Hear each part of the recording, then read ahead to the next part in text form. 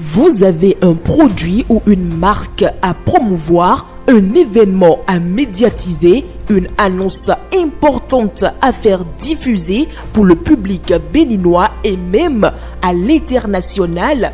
Le groupe de presse La Guérite, à travers sa web télévision Guérite TV Monde, sa web radio Guérite Radio et son journal La Guérite est votre interlocuteur valable. Pas notre savoir-faire, notre audience grandissante et notre présence constante sur le terrain ainsi que sur des plateformes digitales, donnez de l'écho à vos activités pour l'atteinte de vos objectifs. Reportages, comptes rendus, publi-reportages, spots publicitaires, magazines, interviews, bandes défilantes sont entre autres offres du large éventail que nous vous proposons pour une communication percutante et efficiente. À vous donc de jouer en nous contactant dès maintenant par appel direct et par WhatsApp au plus 229 01 97 26 26 111. Le groupe de presse La Guérite, c'est la garantie d'atteindre vos cibles.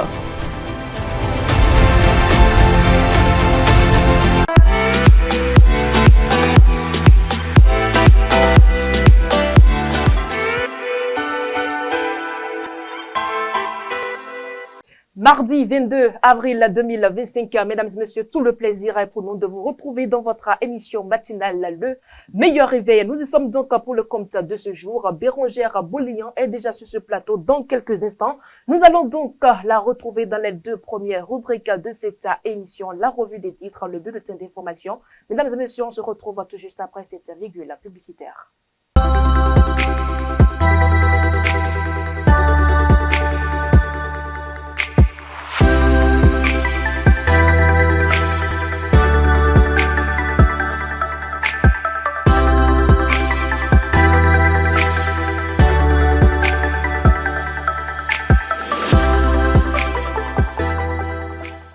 Et comme je vous l'annonçais, mesdames et messieurs, c'est avec Bérangère Bourlian que nous allons nous informer des différents titres parus à la une des quotidiens ce 22 avril 2025. Bérangère Bourlian, bien le bonjour. Bonjour à vous, Latifat Kourenou. Bonjour, amis internautes de Guérite TV Monde. Voilà, le décor est ainsi planté. Nous allons donc vous retrouver, comme je le disais, dans la revue des titres. Bien sûr, Latifat Kourenou. Mesdames et messieurs, nous ouvrons la une de ce matin par le quotidien Maison La Guérite qui titre en sa manchette du jour « Concrétisation du PAG et militantisme politique remarquable ».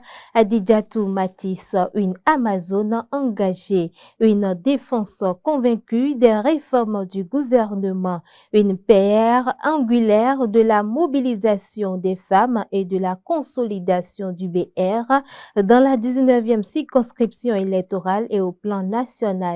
Fidèle et digne collaboratrice du président Talon, elle s'est alliée sérénité, fermeté, pragmatisme pour les résultats éloquents. À sa fausse manchette, mesdames et messieurs, on lit deux titres. Lutte contre la corruption au Bénin. Le HCPC lance une campagne nationale de sensibilisation. Partenariat AN Bénin, MAMP, Elie Rodrigue Belogun pour le défi de la neuroéducation et de la ludopédagogie à l'intention des AME. À l'oreille du quotidien, on lit Guérite Services Immobiliers, achat et vente de parcelles et maisons en toute légalité. Le quotidien, le confrère de la matinée a présent titre « Candidature des blocs à l'élection présidentielle de 2026 ». Le peuple s'impatiente. Le matinal a présent titre « Attaque de deux positions du Bénin par des terroristes au nord. L'armée éprouvée mais toujours déterminée ». Gasquiani Info de ce matin titre en sa manchette du jour, mesdames et messieurs, FCBE, les démocrates vers un divorce consommé. Fraternité à présent titre de son côté, décès du pape François, une lumière éteinte, la succession ouverte. La Nation, de son côté, titre « Distinction d'éléments des forces armées béninoises à Porga, des médailles de la défense nationale à 130 militaires ». Matin libre de ce matin titre en sa manchette « En porte-à-faux avec la ligne du parti à Abomey-Calavi ». Tokbanou, une voix discordante au sein de l'UPR s'interroge le quotidien. Projecteur Info de ce matin titre en sa manchette Pâques 2025 à l'aumônerie militaire Saint-Geneviève du camp 2 de Porto Novo, les prières de Vlavonou à l'endroit des militaires béninois au front contre les terroristes. L'événement précis de ce jour titre à sa une suite aux dernières attaques terroristes meurtriers, Soglo, BR et l'UPR condamnent la barbarie et appellent à l'unité nationale. La primeur à présent titre messe de Pâques à Porto Novo, le président Vlavonou prie pour les militaires au front. Le leader du jour de son côté titre, mesdames et messieurs, Pâques 2025 à l'aumônerie militaire Saint-Geneviève du camp 2 de Porto Novo, le président de l'Assemblée nationale Louis Gbagbo Vlavonou prie pour les militaires au front contre les terroristes. Le coopérant de ce jour titre bilan à mi-parcours au ministère en charge de la culture et du tourisme, de grands leviers posés pour faire désormais du tourisme un atout économique et de visibilité. La boussole à présent titre lutte contre le terrorisme, Vlavonou de cœur avec les militaires au front. L'informateur de ce matin titre en sa manchette Expropriation annoncée des terres à Ruiho 1. Les victimes sollicitent à Tropo, s'exclame le quotidien. La nouvelle tribune de ce matin titre en sa manchette Candidature commune Talon Yahi, la difficile équation. Libération de ce matin titre attaque contre le FDS, Louis Vlavonou apporte son soutien à la Grande Muette. Les condoléances de Nicéphore Soglo à la Nation. Visa Info, le leader de l'information de ce jour titre à sa une. Nouvelle attaque terroriste dans le nord du Bénin, le message de compassion de Nicéphore Soglo. Nous bouclons la une de ce jour, mesdames et messieurs, par le quotidien Maison La Guérite qui titre en sa manchette du jour, concrétisation du PAG et militantisme politique remarquable, Adidjatou Matisse, une Amazone engagée, une défenseur convaincue des réformes du gouvernement, une pierre angulaire de la mobilisation des femmes et de la consolidation du BR dans la 19e circonscription électorale et au plan national. Fidèle et digne collaboratrice du président Talon, elle s'est alliée sérénité, fermeté, pragmatisme pour des résultats éloquents. À sa fausse manchette, on lit lutte contre la corruption au Bénin. Le HCPC lance une campagne nationale de sensibilisation. Partenariat ANL Bénin Mampa Eli Rodrigue Belogun pour le défi de la neuroéducation et de la ludopédagogie à l'intention des AME. À l'oreille du quotidien, mesdames et messieurs, on lit guérit de services immobiliers, achat et vente de parcelles et maisons en toute légalité. C'est tout ce qu'il faut retenir de la une de ce matin, mesdames et messieurs, ce mardi 22 avril 2025. Bien à vous, Bérangère Boléon, mais vous restez toujours avec nous pour le bulletin d'information.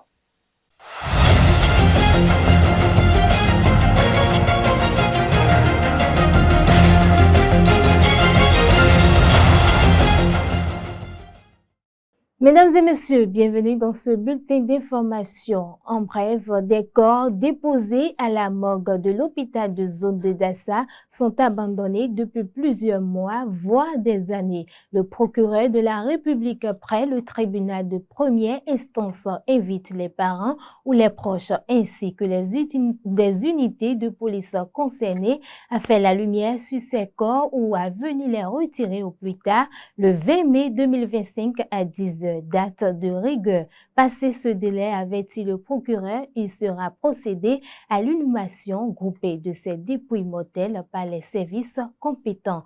D'une information à autre, dans une interview récente accordée à Jeune Afrique, le président Patrice Talon a laissé entrevoir la possibilité d'une candidature commune avec l'ancien chef de l'État et président du Parti Les Démocrates, Yahi Boni. Une déclaration pour le moins surprenante qui n'a pas manqué de faire réagir l'opinion publique. Mais faut-il prendre les propos du chef de l'État pour une parole d'évangile? Interrogés à ce sujet, certains citoyens de la cité des Kobourou se sont exprimés au micro d'Ancien Moricha et Modeste Adanzetor. Il se pourrait, c'est d'abord une expression duputative. Je ne pense pas qu'un mouvancier et un opposant puissent se mettre ensemble pour choisir un même candidat, pour plusieurs raisons. Parce qu'ils ne partagent pas le même point de vue. Le mouvancier et opposant ne peuvent pas quand même avoir les mêmes points de vue, il y a toujours un point de vue contraire. Et aujourd'hui, Patrice Talon et Yahi Boni se mettre ensemble pour avoir un seul candidat, je ne pense pas que cela puisse être possible. Il y a la limitation d'âge. Et je pense qu'en 2026, Lionel Zinsou, même bien avant 2026, serait déjà frappé par le poids de l'âge. Ce n'est pas possible que le candidat puisse être a priori Lionel Zinsou, je ne pense pas. Patrice Talon va leur préparer un bon comprimé qui leur permet d'aller dormir. Que ce soit Zinsou ou Yahi Boni, ils vont aller dormir et après Talon va sortir les cartes. Ça c'est un faux sujet. Il ne faut pas croire à ça. L'opposition doit rester vigilante et la mouvance aussi va continuer sa stratégie. Je pense que celui qui peut croire à Patrice Talon, c'est lui-même. Mais à mon avis, je pense que ce monsieur veut encore donner une chance à une femme. Lorsqu'il dit qu'il se pourrait, qu'ils peuvent avoir le même candidat avec le président Yahi Boni, je pense très bien qu'il est dans l'ordre de gracier Rekiatou Madougou pour que Yahi Boni positionne Rekiatou Madougou et lui pouvoir positionner qui il veut. Et dans cette contexte, ils peuvent s'entendre. Mais lorsqu'il ne gracie pas Rekiatou Madougou, Yahi Boni n'a pas de candidat mieux que Rekiatou Madougou. Talon ne donnera pas ce pouvoir à un homme. Talon prépare une femme pour être présidente de la République une première fois dans l'histoire de notre pays. Par conséquent, s'il commence par annoncer ces genres de couleurs, moi j'estime qu'il doit alors pardonner et gracier Rekiatou Madougou pour la permettre d'être la candidate de Yahi Boni. Si c'est le cas, ils peuvent s'entendre. Avec le Béninois, rien n'est impossible. Et si dit rien n'est impossible, nous avons vu plusieurs choses se passer. Mais si Patrice Talon de la mouvance décide de dire que en 2026 que lui, ils auront avec l'opposition radicale le même candidat, bon, moi, il sait sur quoi il compte. Les deux hommes, ils étaient des amis. C'est la politique qui est venue les diviser. Est-ce qu'il peut même utiliser le mot diviser? Mais c'est la politique qui est venue faire leur dicter la loi. Moi, en tant que fidèle d'opinion, je ne vois pas cette candidature validée comme ça. Patrice Talon, s'il allait accepter la candidature unique entre l'opposition et lui, c'est dès sa démarche. C'est une fois les autres t'ont fait des doléances et que les doléances n'ont pas pris en compte et que jusqu'à présent, il continue pas tendre la main et que la main est toujours tendue et il n'a pas accepté. Bon, moi je ne vois pas quelle acrobatie va-t-il faire pour qu'il ait le candidat unique. Le président Patrice Talon que moi je connais, avoir le même candidat que l'opposition, Boni Yahi, vraiment, ça serait de l'inédit. Ce bulletin se poursuit, mesdames et messieurs. Une femme se serait donnée la mort pour une affaire de dette s'élevant à 90 000 francs CFA. Le drame est survenu au village de Gbagbo, Yenouaklé, dans l'arrondissement de Ouanko, commune d'Avranco. Les sources indiquent que l'agent en question était confié au mari de la défunte appartiendrait à un groupe de tontines. Ayant constaté le retrait frauduleux de l'agent de la caisse, le mari aurait interpellé sa femme qui a avoué avoir prêté la dite somme. N'ayant pas trouvé la solution pour solder avant la date butoir qui serait ce dimanche de Pâques, la dame aurait choisi de mettre fin à sa vie. C'est dans cette logique qu'elle se serait jetée dans un puits situé dans une concession non habitée à proximité de sa maison conjugale.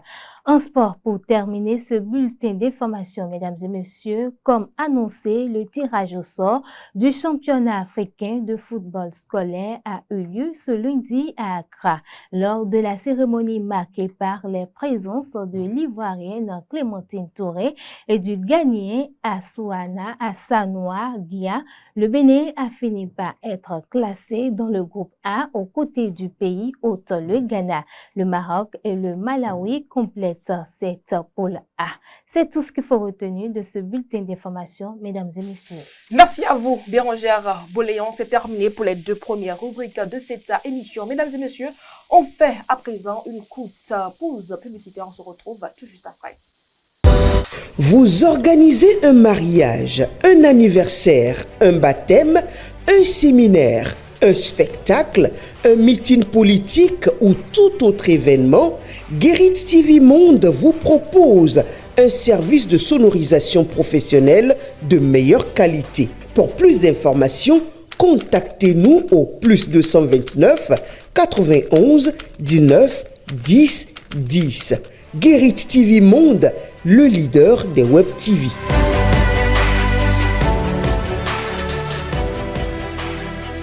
Merci d'être toujours en notre compagnie, mesdames et messieurs. Je vous invite à présent à retrouver Fauzia Sefou dans la revue de presse de ce mardi 22 avril 2025.